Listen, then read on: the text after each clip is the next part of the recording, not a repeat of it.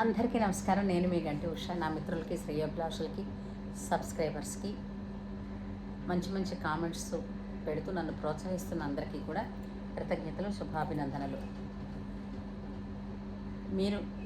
మీకు నా వీడియోస్ నచ్చుతున్నాయి కాబట్టి వెంటనే సబ్స్క్రైబ్ చేసి, లైక్ చేసి, షేర్ చేయండి. సరే, ఈరోజు మన ముఖ్యమైన టాపిక్ ఏంటంటే ఈ ముగ్గురమ్మాయిలు, అదేదో ఆ పేరు టైటిల్ కూడా బాగుంది కదా, సినిమా ఉండేది రండి.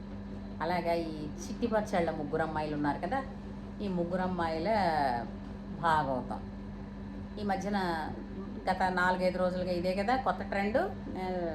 ఈ టాపికే కదా నడుస్తుంది నెట్టింట్లో. వీళ్ళకి చెప్పాలంటే స్కిల్స్ ఉన్నాయి. వ్యాపారం చేసుకునే స్కిల్స్ ఏమైనా ఉన్నప్పటికీ కూడా వ్యాపారంలో మొట్టమొదటిగా చెప్పే లక్షణమే వినయం ఉండాలి. అది లేదు. కనపడినంత మేర ఎక్కడా లేదు, కనుచూపు మేరలో లేదు, వినయం లేదు, అలాగే గౌరవం లేదు. అవతల వాళ్ళంటే గౌరవం అస్సలు లేదు. మూడోది, ఏం చెప్తే అది వింటారులే, అర్థం చేసుకుంటారులే, మేము ఆడపిల్లలం కదా, ఆడపిల్లల్ని చూసి అందం చూపిస్తే కరిగిపోతారులే, అంత విర్రవేదాలు ఎవరు లేరమ్మా. ఆ ఆడతనానికి నువ్వు ఏదైతే 100 ఉందని ఇదైపోతున్నావో దానికి వినయం కలిస్తే కనుక చాలా బాగుంటుంది. పెట్టని ఆభరణం, దీపానికి కిరణం ఎలా ఆభరణము, రూపానికి సుగుణం ఆభరణం. తెలుసా ఇది? మీకెలా తెలుస్తుందిలే. బుద్ధి చెప్పడానికి పాపం అమ్మ లేదు కదా, నాన్న కూడా లేరు. నాన్న అమ్మ లేకుండానే మేము గొప్పగా పెరిగాం, చాలా డబ్బులు గట్రా బోల్డ్ చేసుకున్నాం, రీల్స్ చేసాం, బోల్డంతమంది ఫాలోవర్స్ ఉన్నారు అంటూ బెట్టింగ్ యాప్లకి కూడా మీరు ప్రమోట్ చేశారు. బెట్టింగ్ యాప్ల వల్ల అది పాపపు సొమ్మే. ఎందుకంటే అవతల వాడి బలహీనత మీద మనం సంపాదించాం కదా. సో మరి ఆ పాపపు సొమ్ము నిలవదు కదమ్మా. అందుకే ఇలాగా కళ్ళు నెత్తికెక్కి నోటికి ఇది ఎక్కువయ్యి, పైత్యం ఎక్కువై నోటికి వచ్చిన మాటలు మాట్లాడుతున్నారు. అసలు ఆడది మాట్లాడాల్సిన మాటలు అవి మీడియాలో అడిగే నాదుడు లేక. ఈ పాటి పచ్చళ్ళు ఎవరి దగ్గర బయట దొరకటం లేదా, కొనుక్కోలేదా? మీకు ఒకటి తెలుసో లేదో, మీరు ఎక్కడ బేరం వాడలేదా ఎప్పుడు? ఏదైనా ఆటో దగ్గర నుంచి చిన్నప్పటి నుంచి బేరం వాడలేదమ్మా. వాడు ఓ రేటు చెప్పాడు అనుకుందాం పాపం తీసుకెళ్ళడానికి, దానికి ఒక 10 రూపాయలు 20 రూపాయలు తగ్గించే కదా మనం మాట్లాడతాం. తగ్గించినందుకు నిన్ను ఎవడైనా తిట్టాడా? సంస్కారం ఉండక్కర్లేదా? బోల్డన్ని ఈ షార్ట్స్లోను వాటిల్లోనూ షార్ట్ వీడియోస్ లేదంటే రీల్స్లో ఇష్టం వచ్చినట్టు మీ అంగ ప్రదర్శనలు చేస్తున్నారు. ఎంత చీప్ మెంటాలిటీ అది.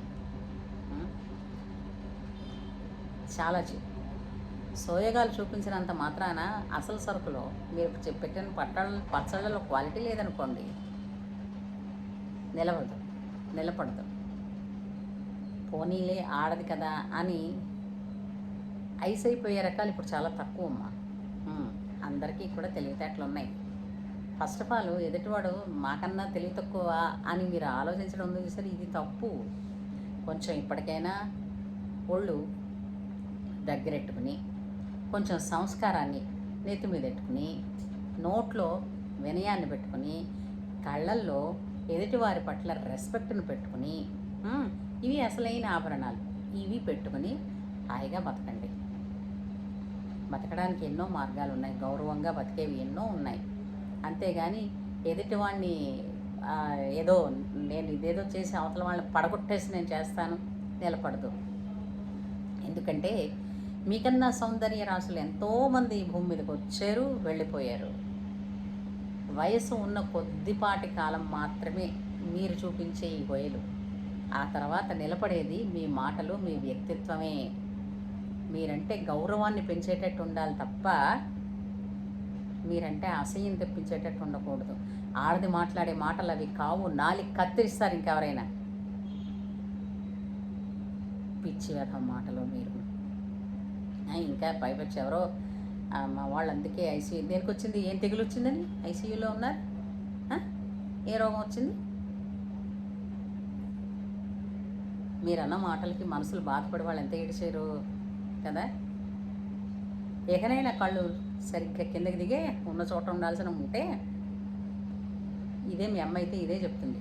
వీపు మీద 4 వాయించి చెట్ల కొట్టి బుద్ధిగా ఉండండి. మీరు వ్యాపారం చేసుకోండి, తప్పు కాదు. కానీ ఎదుటివాడు చవటనుకుని మన ఇష్టం వచ్చినట్టు మనం మాట్లాడతామని అనుకోకండి. నేచర్ చూస్తుంది, లాక్ పెట్టి కొడుతుంది. ఇదిగో ఇలా, అర్థమైందా? అది మీరు సారీ చెప్పినప్పుడు కూడా ఏదో విధి లేక మరొక మార్గం లేక సారీ చెప్తున్నట్టున్నాం తప్ప హోల్ హార్టెడ్గా మనసులోంచి వచ్చిందా మీకే తెలియాలి. ఇప్పుడు బయట వాళ్ళ కోసం కాదు మీరు ఏది చెప్పినా, మీరు నిజంగా రియలైజ్ అయితే మీ తాలూకు ఆ రియలైజేషను మీ జీవితానికే మళ్ళీ ఉపయోగపడుతుంది.